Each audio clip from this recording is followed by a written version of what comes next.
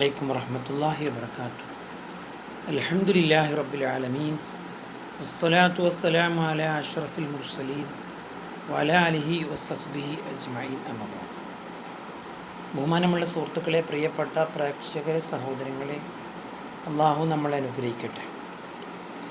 അള്ളാഹു നമ്മൾ ഓരോ ചലനങ്ങളും അവൻ്റെ പൊരുത്തത്തിലാക്കി തരട്ടെ.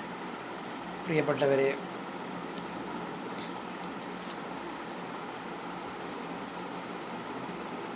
മരണവീട്ടിലെ ദുആ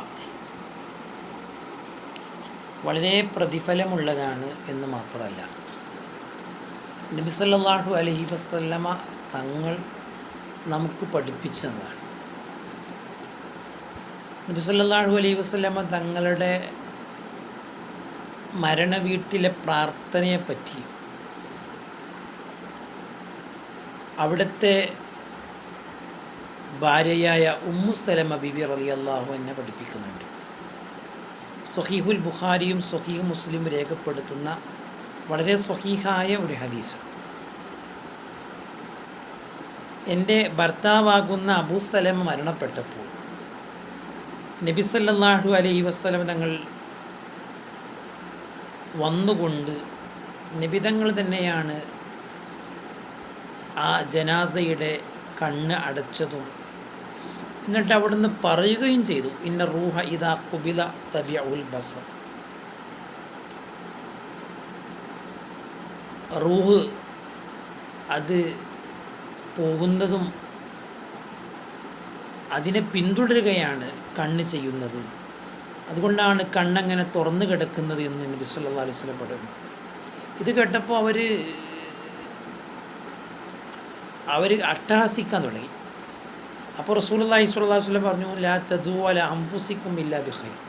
നിങ്ങൾ നല്ലതല്ലാതെ ഒന്നും പറയരുത് കേട്ടോ, ഒന്നും നിങ്ങൾ അട്ടഹസിക്കരുത്. ഫൈനൽ മലായിക്കത്ത യുഅമ്മിനൂന അലാ മാ തഖൂലു.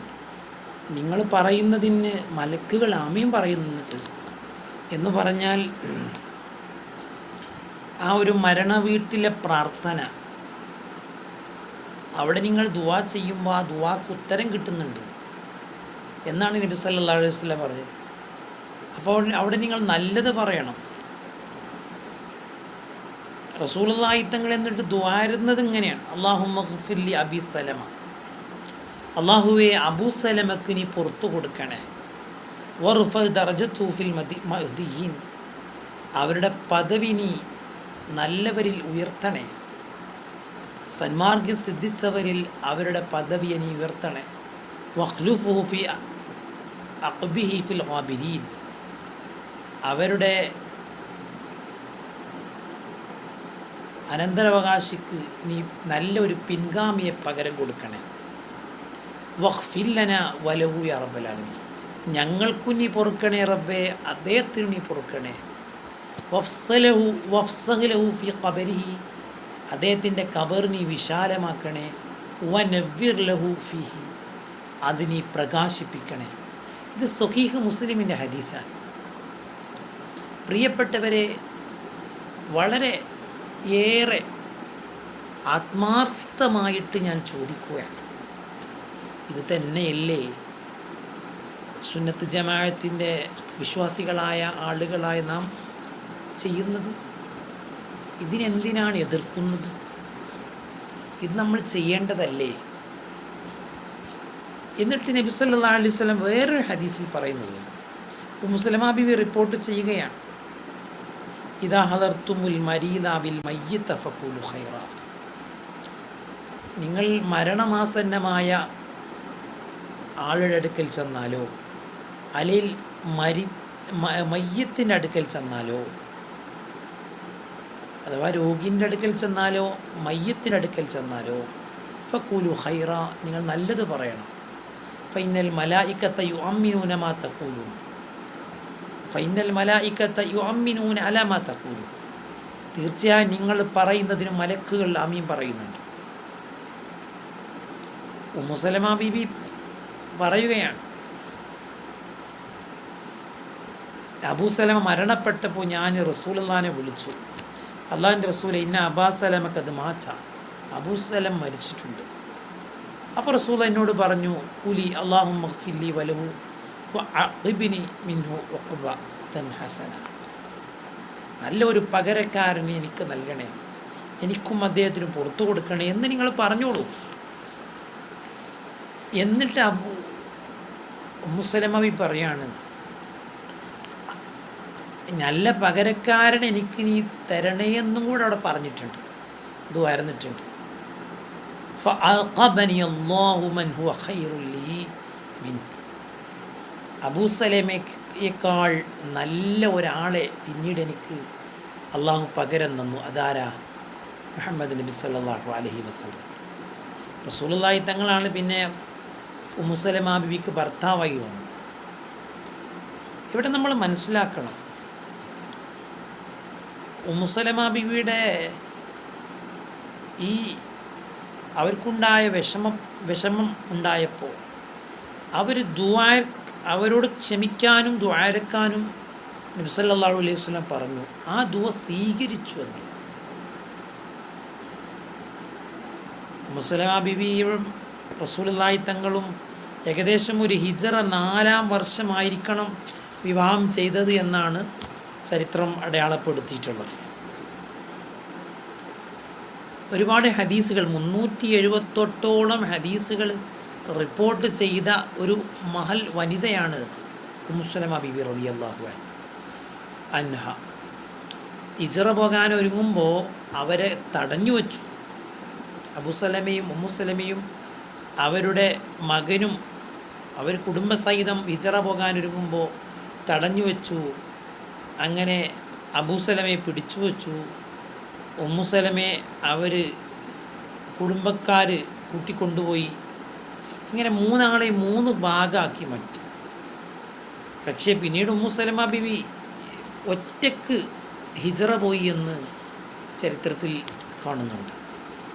നബി സല്ലല്ലാഹു അലൈഹി വസല്ലമയുടെ 6ാമത്തെ ഭാര്യയായിട്ട് ഉമ്മു സലമ ബിബിയെ എണ്ണിയതായിട്ട് കാണാൻ സാധിക്കും. ചിലയിടത്ത് 7ആയിട്ടും എണ്ണിയിട്ടുണ്ട്. അല്ലാഹു ആലം. ഉമ്മു സലമ ബിബി വളരെ ധീര വനിതയായിരുന്നു. കാരണം ഹുദൈബിയ ആ സംഭവത്തിൽ എല്ലാവരും, അള്ളാഹുവിൻ്റെ റസൂൽ എല്ലാവരോടും പറഞ്ഞു, ഇനി നമ്മൾ ഇഹ്റാം ചെയ്ത് വന്നവരാണ്, നമ്മളടുക്കലുള്ള മൃഗങ്ങളെ അറുത്ത് നിങ്ങൾ തഹല്ലുലാവുക എന്ന് പറഞ്ഞപ്പോൾ എല്ലാവർക്കും വലിയൊരു പ്രയാസം തോന്നിയപ്പോൾ ഉമ്മു സലമ ബിബി റസൂലുള്ളാഹിൻ്റെ തങ്ങളുടെ അടുക്കൽ ചെന്നിട്ട് പറഞ്ഞു, താങ്കൾ ആദ്യം പെട്ടെന്നൊന്ന് മൃഗത്തെ അറുത്ത് തലമുണ്ടനം ചെയ്താൽ, തഹല്ലുലായാൽ, എന്നിട്ട് പിന്നീട് പുറത്തിറങ്ങിക്കഴിഞ്ഞാൽ എല്ലാവർക്കും അതൊരു ധൈര്യമാകും എന്ന് പറഞ്ഞു എന്നാണ്. അത് റസൂലുള്ളാഹി തങ്ങൾക്ക് ധൈര്യം കൊടുത്തു എന്നാണ്. റസൂലുള്ളാഹി തങ്ങൾക്ക് ആവേശം പകർന്നു. അങ്ങനെയാണ് പിന്നീട് എല്ലാവർക്കും തഹല്ലുലാകാനുള്ള ഒരു താല്പര്യം ഉണ്ടായത് എന്നും ചരിത്രത്തിൽ അടയാളപ്പെടുത്തിയിട്ടുണ്ട്. അപ്പോൾ നല്ലൊരു ഭാര്യയായി ഉമ്മു സലമ ബീവിക്ക് മാറാൻ സാധിച്ചു എന്നുള്ളതാണ്. അവർ ഉമ്മു സലമ ബീവിയെ റസൂലുള്ളാഹി തങ്ങൾ വിവാഹം കഴിക്കാൻ ഒരുങ്ങുമ്പോൾ അവർ പറഞ്ഞു, എനിക്ക് വയസ്സ് ഉണ്ട്, എനിക്കാണെങ്കിൽ ദേഷ്യവും കൂടുതലാണ്, എനിക്കാണെങ്കിൽ മക്കളുണ്ട്. അപ്പോൾ റസൂലുള്ളാഹി സ്വല്ലല്ലാഹു അലൈഹി വസല്ലം അതൊന്നും വിഷയമാക്കിയില്ല. അതൊക്കെ പരിഹരിക്കും, അല്ലാഹു തആല അതൊക്കെ താങ്കൾക്ക് സഹായം ചെയ്യും. അങ്ങനെ വിധവയായ 34 വയസ്സാണ് എന്ന് പറയുന്നുണ്ട് ചരിത്രം, അതല്ല 27 വയസ്സാണെന്ന് പറയുന്നുണ്ട്. 34 വയസ്സിൻ്റെ അപ്പുറത്തുണ്ടാകാൻ സാധ്യതയില്ല. ആ ഉമ്മു സലമ ബിബിയെ റസൂലുള്ളാഹി തങ്ങൾ വിവാഹം കഴിച്ചു. ഞാൻ പറഞ്ഞത്, മരണസമയത്ത് മയ്യത്തിൻ്റെ അടുക്കൽ വെച്ച് ആ മരണസമയത്തുള്ള ദുആ പ്രത്യേകം ഉത്തരം കിട്ടുന്ന ദുആയാണ്. റസൂലുള്ള കാണിച്ചെന്നു. അതിൻ്റെ ആ ഉത്തരം ദുന്യാവിലും തന്നെ അതിലൊരു പ്രാർത്ഥനയ്ക്ക് ഉമ്മു സലമ ബീവിക്ക് ഉത്തരം കിട്ടുകയും ചെയ്തു എന്നുള്ളത്. അതുകൊണ്ട് ഇതിനൊന്നും നിരാകരിക്കേണ്ട കാര്യമില്ല, ഇതൊക്കെ പ്രോത്സാഹിപ്പിക്കപ്പെടേണ്ടതാണ്. അള്ളാഹു അനുഗ്രഹിക്കട്ടെ. അള്ളാഹു നമ്മളെല്ലാവരെയും അനുഗ്രഹിക്കട്ടെ. സല്ലല്ലാഹു അലാ മുഹമ്മദ് വ മുഹമ്മദ് യാ റബ്ബി സ്വല്ലി. അസ്സലാമു അലൈക്കും.